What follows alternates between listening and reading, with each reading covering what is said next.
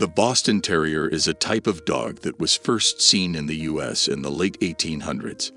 Because these dogs are smart, they are easy to train, but they can also be very stubborn at times.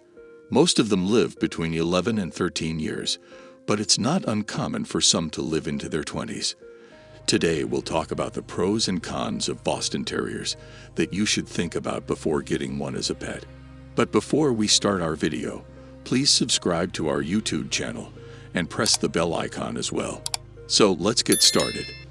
List of the pros of Boston Terriers. Number 1. Boston Terriers are one of the most social dogs you can bring home. The Boston Terrier takes pleasure in the company of people. Because they are peaceful dogs, they are an excellent option for households that include children or persons of advanced age. Most of these puppies are friendly toward cats and don't seem to mind being around other canine companions. They are typically very welcoming to unfamiliar people, so if you go for a walk, be prepared to strike up a conversation with passersby. Each one is peculiar in its own particular manner. Number 2. This breed stays relatively quiet when you are at home. All dogs bark when something interesting happens, like when a squirrel runs in front of them, and their instinct to hunt goes into high gear.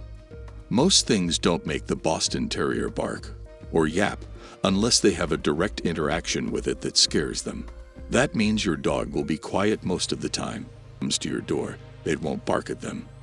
If anything, they'll greet that person with a wiggly body and a desire to be petted instead of warning you about a potentially dangerous situation. Number 3. You don't need to do much grooming with a Boston Terrier.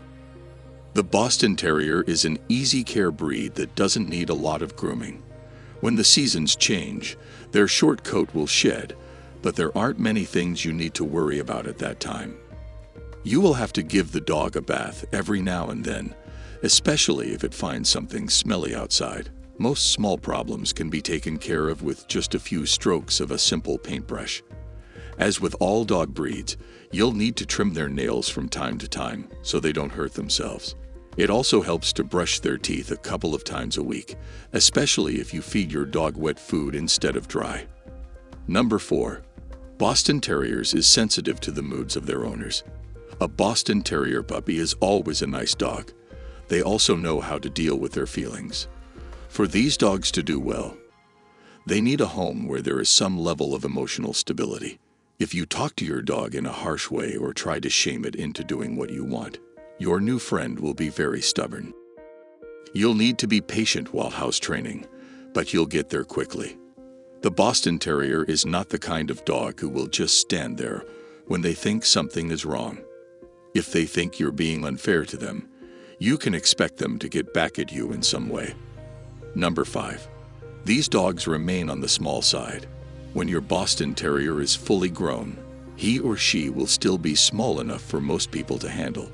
As adults, they'll be about 17 inches tall, and 25 pounds is the most normal weight for them. Their small size is one reason why they are sensitive to changes in temperature, and their short coat won't protect them from the cold very well. List of the cons of Boston Terriers. Number 1. Roaching is a serious issue that can impact the Boston Terriers. All dogs have a chance that they will get sick over time.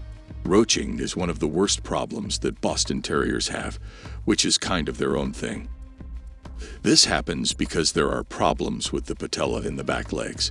It makes the dog lean forward onto its forelegs, which causes the back to curve in a way that isn't natural and hurts the dog's quality of life. Number 2. Boston Terriers don't tolerate exercise well. The muzzles of Boston Terriers are shorter than those of most other dog breeds. This means that many of them can't handle hard exercise because they don't have a good way to get rid of heat. Because they are smart, you can train these puppies for the agility ring, but they are not likely to be good at running long distances. This disadvantage also means that periods of extreme heat or cold can cause them harm. Number 3. These dogs have a sensitive digestive system. Because their digestive system is so sensitive, you'll need to feed your Boston Terrier a special diet. When their nutritional needs aren't being met in some way, these dogs have a lot of flatulence.